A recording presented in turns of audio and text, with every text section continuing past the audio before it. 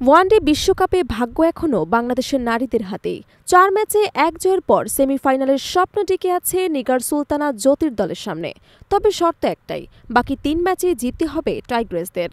পাকিস্তানের বিপক্ষে দুর্দান্ত জয়ের স্বপ্নের সূচনা করেছিল বাংলাদেশ। এরপর ইংল্যান্ডের বিপক্ষে রোমাঞ্চকর লড়াইয়ে জয়প্রায় নিশ্চিত করেও ১০৩ রানে ৬ উইকেট তুলে নিয়ে ৪ উইকেটের হতাশাজনক পরাজয় বরণ করতে হয় জ্যোতিদের।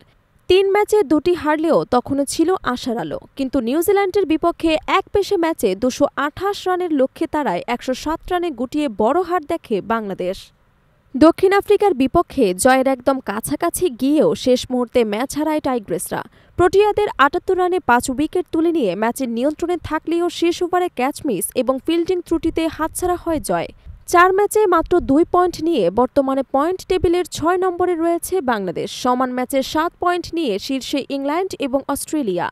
দক্ষিণ আফ্রিকা ৬ পয়েন্টে ৩ নম্বরে, ভারত ৪ পয়েন্টে ৪ নম্বরে এবং নিউজিল্যান্ড ৩ পয়েন্ট নিয়ে ৫-এ। বাংলাদেশের পরে আছে শ্রীলঙ্কা এবং পাকিস্তান। বাংলাদেশের পরবর্তী দুই প্রতিপক্ষ শ্রীলঙ্কা এবং ভারত। দুটি ম্যাচই হবে নাভি মুম্বাইয়েরদের ডিওয়াই পাতিল স্টেডিয়ামে। ৩ ম্যাচ জিততে পারলে সেমির আশা টিকে থাকবে, আর দুটি জয় থামলে তাকিয়ে থাকতে হবে ইংল্যান্ড এবং অস্ট্রেলিয়ার ফলাফলের দিকে। এখন পর্যন্ত কোনো দলই বিশ্বকাপ থেকে আনুষ্ঠানিকভাবে বাদ পড়েননি। এমনকি তলানিতে থাকা পাকিস্তানও কাগজে কলমে টিকে আছে।